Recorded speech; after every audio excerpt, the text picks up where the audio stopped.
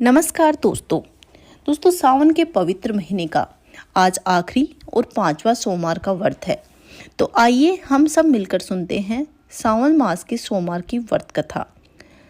एक समय की बात है, अमरपुर नामक एक नगर में अमीर साहूकार रहता था। उस साहूकार के कोई संतान नहीं थी, जिस कारण वो बहुत ही दुखी रहता था। संतान की प्राप्ति के लिए वह हर सोमवार के दिन भगवान भोलेनाथ की पूजा किया करता था।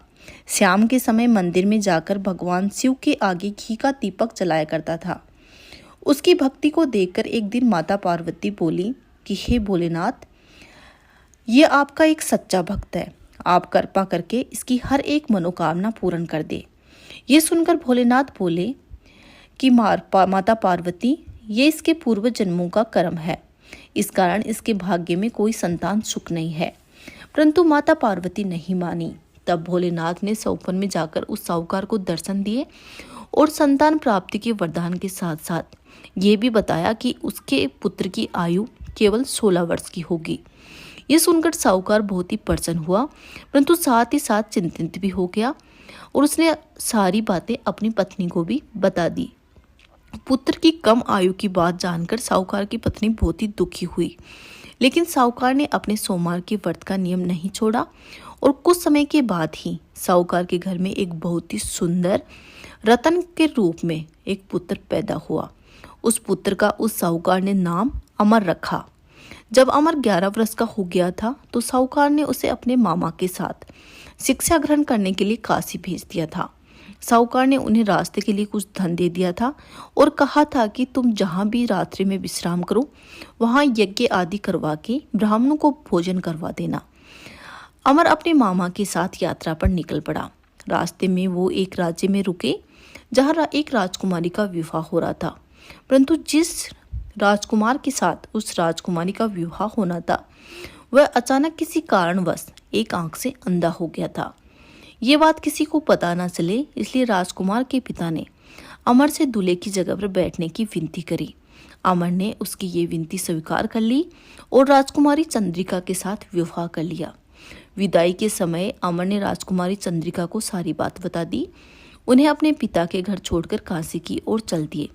जब अमर 16 वर्ष का हो गया था तब उन्होंने एक यज्ञ का आयोजन किया। यज्ञ के बाद ब्राह्मणों को भोजन कराया, अन्न और वस्त्र भी दान किए। उसी रात्रि निद्रा में अमर की मृत्यु हो गई। उसके मामा जोर जोर से रोने लगे। उनका विलाप सुनकर भोलेनाथ और माता पार्वती वहां आ पहुंचे। अमर के मामा का विलाप देखकर माता पार्वती भोलेनाथ से बोली कि हे प्रभु, इस व्यक्ति का कष्ट दूर कीजिए। तब भोलेनाथ बोले, माता पार्वती, ये तो उसी साहूकार का बालक है जिसे 16 वर्ष तक जीवित रहने का वरदान दिया था। तब माता पार्वती ने भोलेनाथ से कहा कि प्राणनाथ, इसके पिता 16 वर्ष से सोमवार का व्रत करते हुए आपको भोग लगाकर दीप जलाकर ही कृपा करके उनके दुख दूर कीजिए। माता पार्वती की ऐसी प्रार्थना सुनकर भोलेनाथ ने अमर को जीवन का वरदान दे दिया। वरदान प्राप्त होते ही अमर जीवित हो गया और स्वस्थ होते ही अपने नगर की ओर वापस लौट पड़ा। रास्ते में वह राजकुमारी चंद्रिका के पास आ पहुंचा। वहां के राजा और राजकुमारी चंद्रिका ने अमर को पहचान लिया।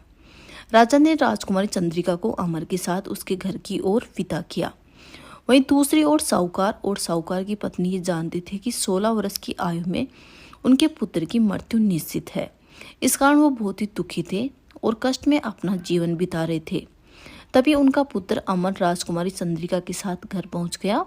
अपनी नवविवाहित पत्नी के साथ साहूकार और साहूकार के ने देखा तो वो बहुत ही प्रसन्न हुए। उस रात भोलेनाथ ने साहूकार को सौपन में फिर से दर्शन दिए और कहा कि साहूकार, तुम्हारे सोमवार के व्रत से प्रसन्न होकर मैंने तुम्हारे पुत्र को लंबी आयु प्रदान की है।